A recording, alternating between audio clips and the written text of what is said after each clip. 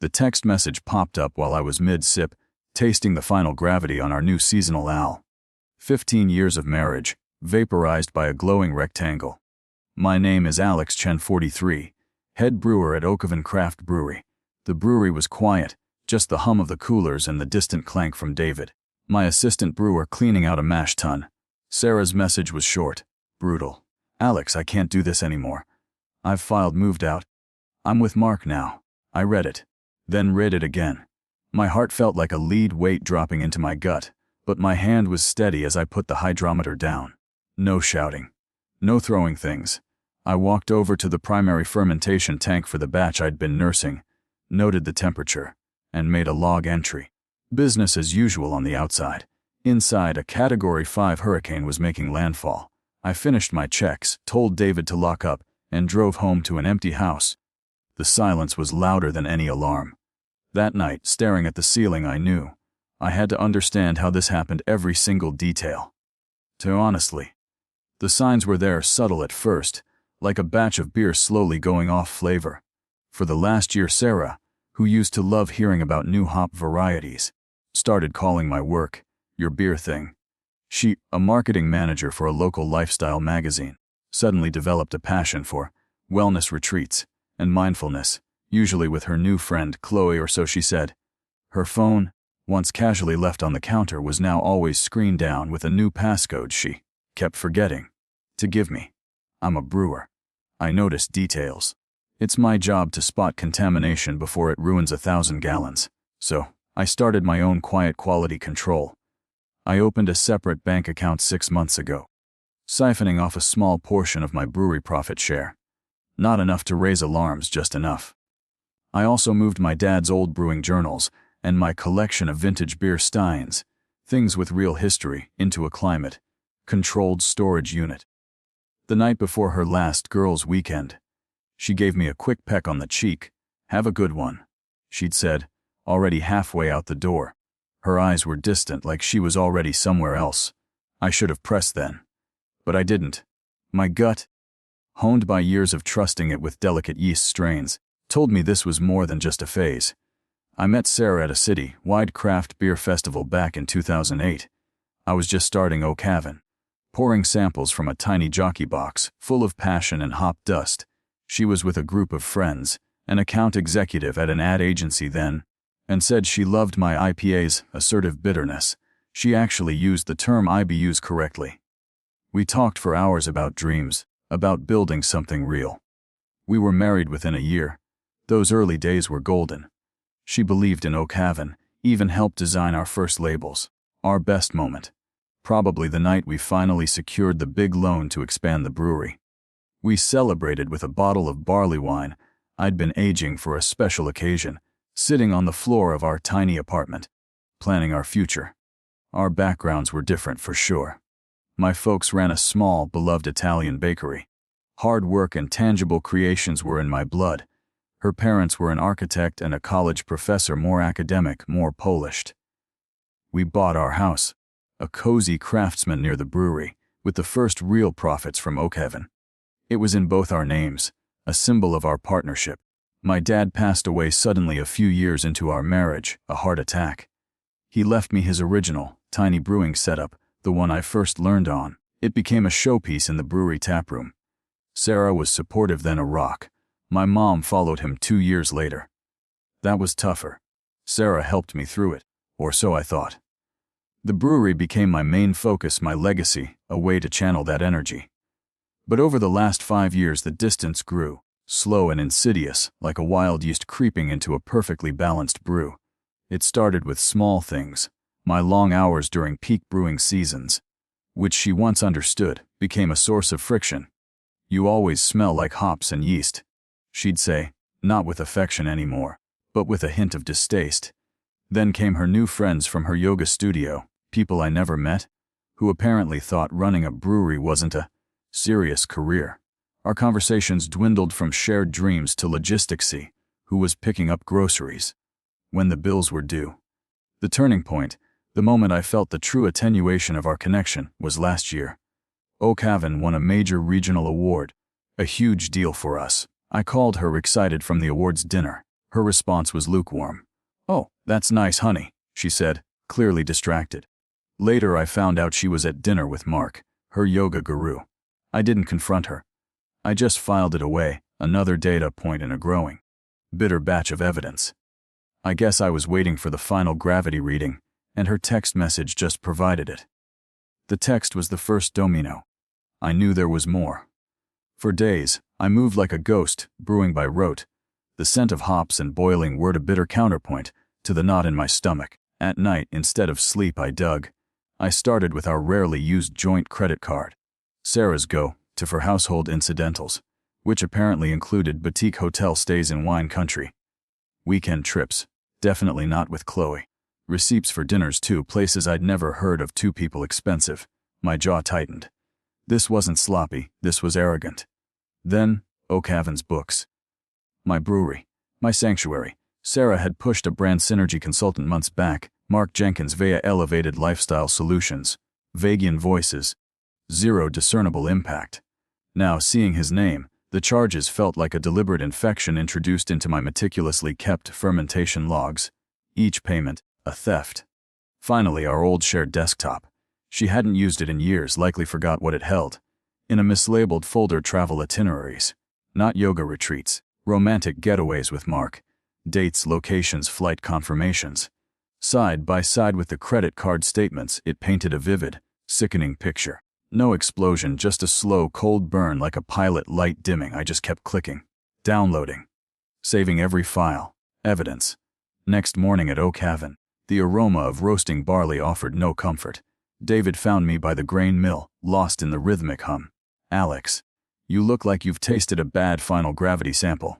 He knew my tells. I spilled it. The text, the hotels, the brewery consultant scam, Mark. David listened, his cheerful face grim, wiping dusty hands on his jeans. No pity, just raw anger for me, son of Asara, and that sleazeball.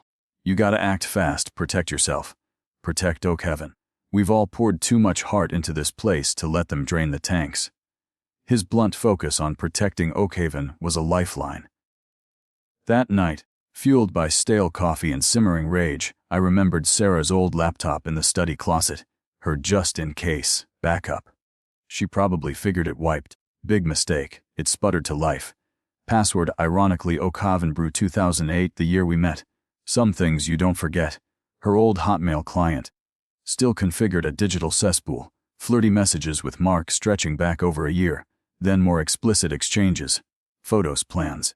Detailed discussions of their future. Mark's cash flow issues. Sarah, don't worry babe, we'll unlock some capital soon. The brewery's doing well, and the house. My blood ran cold. The house. Then the kicker, an email to Mark, 3 weeks old, met Leo today. Thinks fast cash offer on house. Maybe 20% below market, but quick, just need Alex out cleanly first. A punch to the gut, air forced from my lungs. Meticulously I took screenshots. Copied files. Saved all to a new, encrypted USB. Each click etched a declaration of war. The email's raw proof of calculated betrayal shifted something in me. Shock, disbelief, grief. It receded. Replaced by cold, hard clarity, a brewer's focus. When fermentation goes awry, panic isn't an option. You diagnose contamination, adjust to process controls, salvage what you can. This wasn't just about a cheating wife anymore. Good luck, capital, fast cash offer. Get Alex out. This was a hostile takeover of my life, my brewery, my home. The anger was there, a cold, steady burn now. Fueling not despair, but a sharp, strategic resolve. My brewery wasn't just a business, it was my legacy, built with my own hands, like my father's bakery. I wouldn't let them dismantle it. My list formed: secure O'Cavan's financials. Check deeds, loans, find a lawyer. A shark, next morning. Coffee didn't kill the bitter taste. I called Bill Henderson from upstate. He ran a cidery, won a nasty business dispute. "Alex," Bill said. Sympathetic. "Sorry you're in a tight spot. You need Ben Carter sharp. Handles messy business splits, divorces with assets. Tell him I sent you." Carter's paralegal got me in next day. Carter's voice on the phone, calm, measured. "Mr. Chen, Bill likes your IPAs. What's happening?" I laid it out, the text, financial drains, emails. Voice even factual, like describing a new hop profile. Describing it even briefly felt like lancing a wound. But Carter's no-nonsense questions cut through the fog. He wasn't interested in the emotional drama, just the facts, the timeline. The assets at stake. Carter listened. A few questions. Complex and predatory. Bring everything. We'll map it. That one call, that small step, felt like retaking an inch of lost ground. Ben Carter's office, clean lines, quiet efficiency. No distractions. Carter, late 40s, lean, with eyes that missed nothing. He shook my hand firmly. Alex, thanks for coming in. He gestured to the conference table. Spread it out. I laid out printouts. Highlighted credit card statements, bogus brewery invoices, damning emails from Sarah's old laptop, our property tax bill. Carter sifted through it.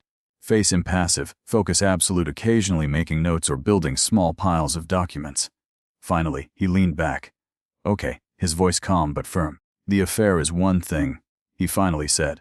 The systematic attempt to siphon funds from your business and leverage joint property with her lover. That's another battlefield. Mark Jenkins on these invoices. Sarah's intent in emails to sell the house quickly.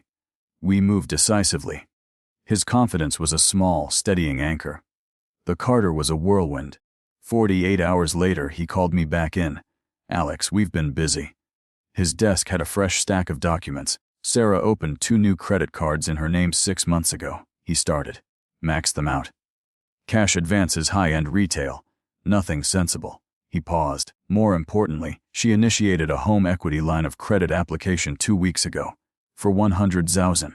Against your house. He slid the application across the table. My signature was forged. Badly. Mark Jenkins listed as a household member with access to funds. The loan officer got suspicious. Rushed nature discrepancies. It's on hold, not funded. But the intent? Alex, they were aiming to gut the equity. My breath hitched. O'Cavan's expansion loans were collateralized with our home equity. A default on that HELO could trigger covenants on my business loans. It could sink the brewery. She was going to sell the house from under me too, I said, remembering the email. Yes, Carter confirmed, pulling another file. She'd already engaged a realtor, Leo Maxwell. He's known for quick, below-market cash sales. They plan to list as soon as the HELO funded, take the cash and disappear. This wasn't just betrayal. This was a meticulously planned demolition. Every new piece of evidence felt like another variable off, speck in a brew, but this time, the entire system was compromised. It gets deeper. Carter said, expression grim. This realtor, Leo Maxwell, and Mark Jenkins, not strangers. We found a connection, he explained. Jenkins seems to find vulnerable situations. People with assets, emotional turmoil, divorce, frequently absent partners. He brings Maxwell into flip properties. Maxwell gets a commission. Jenkins a finder's fee or cut. Carter's team had been thorough. We've found at least 2 other instances in 3 years, similar pattern. Different women, same realtor, same outcome, assets stripped, properties sold cheap. Alex felt a wave of nausea. This wasn't just about Sarah's greed or Mark's charm. This was a predatory operation. So Sarah, was she in on this whole scheme, or just his latest mark? I asked, the words tasting like ash. Carter sighed. Her active participation in the Echelon fraud, realtor choice, the unlocking capital, emails, it points to her being a willing participant. Alex. Maybe she thought she was clever, maybe manipulated. But legally, her actions make her a co-conspirator. The idea that Sarah, my Sarah, could be part of such a cold, calculated scheme, it was a different kind of pain. What's the first step? I asked, my voice tight but steady. We'll go on offense legally, Carter stated, grabbing fresh legal pads. First, we file an emergency petition to freeze all joint bank accounts and credit lines. Second, a lis pendens on your house, a formal notice of lawsuit that clouds the title, halting sale attempts. He continued. Third, notify the bank about the Echelon's forgery and fraudulent intent, and send cease and desist letters to Sarah and Mark regarding O'Cavan's assets or misrepresentation. He looked me in the eye. Swift and decisive, he emphasized, like pitching yeast into chilled wort, timing is everything. Within hours, his team had the documents drafted. I read each one, the legal jargon a cold comfort, but a necessary one. I signed where he indicated, each stroke of the pen a small act of reclamation. Less than 24 hours later, my phone buzzed. Late. A text from Sarah. Alex, what the hell is going on? The bank just called me about the HELOC being flagged for fraud. Our joint accounts are frozen. Call me non-W. This is insane. Her tone was indignant, outraged. Not a hint of guilt. I stared at the message, the glowing words a stark contrast to the quiet darkness of my living room. I didn't reply. Let her wonder. The first shot had been fired. The wheels of justice, once Ben Carter greased them with cold, hard facts, started turning faster than I expected.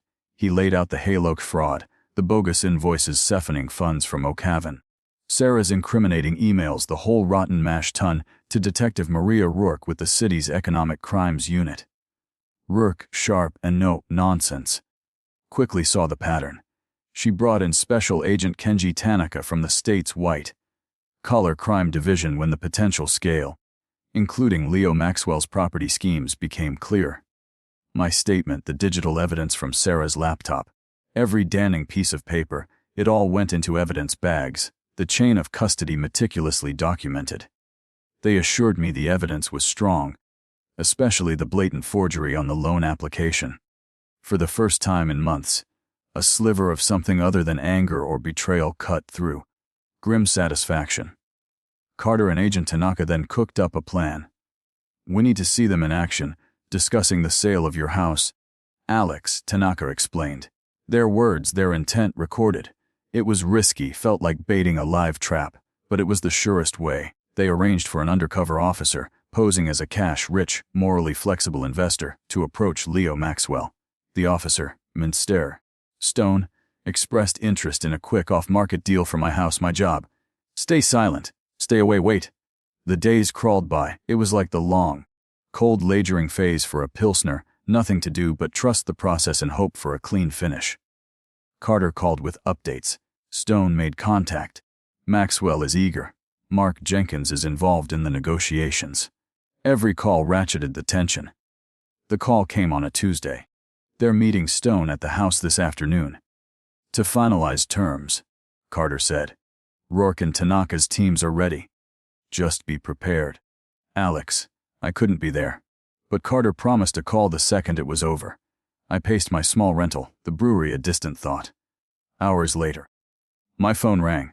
Carter. They got them, Alex, all three. He described it, Mark and Leo, smug and confident, outlining to Mr. Stone how they'd undervalue the house, take the cash and deal with the problematic husband. Sarah, apparently, arrived midway through, eager to sign anything that promised quick money. The audio was crystal clear. The moment Tanaka's team moved in shock, then bluster, then cuffs. Leo dropped his briefcase. Mark started yelling. Sarah just crumpled. Justice served cold. The investigation rapidly unwound their whole sleazy operation. It turned out Mark Jenkins wasn't just a grifter preying on vulnerable women. He and Leo Maxwell had a system. They'd targeted at least 4 other properties over 2 years, usually involving messy divorces or unsuspecting spouses, using similar tactics: quick, undervalued sales, forged documents, siphoned funds. Sarah, it seemed, wasn't just a naive victim of Mark's charm. Emails between them detailed her active participation in planning the HELOC and the house sale, her impatience to get liquid and start her new life. The brewery invoices, small potatoes compared to their ambitions for the real estate fraud. My brewery, my home, they were just means to an end. The truth was uglier than I'd imagined. The legal fallout was swift. Faced with irrefutable evidence, the recordings, the forged documents, financial trails, Mark Jenkins and Leo Maxwell took plea deals. Conspiracy to commit fraud, multiple counts of wire fraud, forgery. Mark got 7 years, Leo 5. Sarah, confronted with her own damning emails and the prospect of a trial, cooperated. She pleaded guilty to a lesser charge of conspiracy, got probation, community service, and a hefty restitution order. My divorce from her was finalized shortly after. No fuss, no fight. Carter ensured the settlement was ironclad. Full repayment from her share of any remaining joint assets for the funds she'd helped Mark steal from O'Cavan. And she walked away with nothing else. A clean break, the brewery O'Cavan. My baby. It was saved, but the fight had tainted it. The joy of a perfect brew day, the scent of hops and malt, it was all now interwoven with the memory of betrayal. I realized I couldn't stay. I needed a true fresh start, not just a repaired old life. I talked to David Peterson, my assistant brewer, and a few key employees who'd been loyal. Over several months, we worked out a buyout. I sold them my majority stake. I kept a small, silent percentage, a nod to the good years, but my active role was done.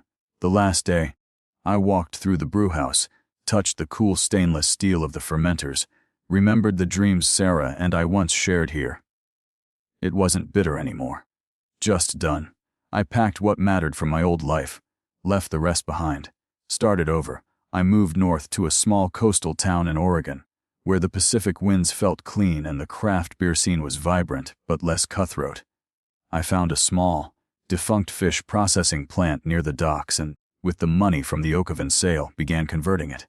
My new venture, Tidewater Brewing, tiny batches, experimental styles, lots of barrel aging, wild yeasts tapping into the local terroir. It was me, a couple of tanks, and the ocean breeze. The rhythm was different, slower, more deliberate, deeply hands-on. No board meetings, no marketing spin. Just the craft. Rebuilding was slow, challenging, but every perfectly poured punt felt like a victory. My small taproom, smelling of old wood, salt, and new beer, started to get a quiet buzz.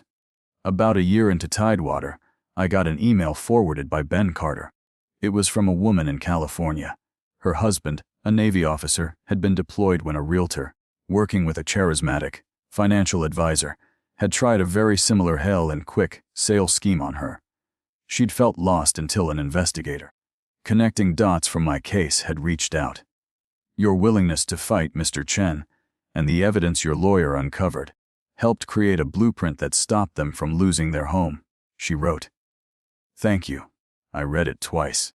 Pinned it above my small desk overlooking the barrels. My fight for Oakhaven, it wasn't just personal. It had mattered to someone else. The sharp edges of the past had softened. Sarah, Mark, Leo, they were distant figures, their choices leading them to their own consequences. I heard Sarah was back in her hometown, working a quiet job. Mark and Leo were still serving time. I didn't wish them ill. I didn't wish them anything. I found a quiet rhythm by the sea, the hiss of the waves a counterpoint to the gurgle of fermenting beer, a sense of peace, hard-earned. Sometimes, watching the sunset paint the Pacific, I thought about it all. Betrayal can curdle life's brew, but with the right process, patience, and a willingness to discard the contaminated batch, you can craft something new. Something strong, something that's truly yours, and sometimes it even tastes better.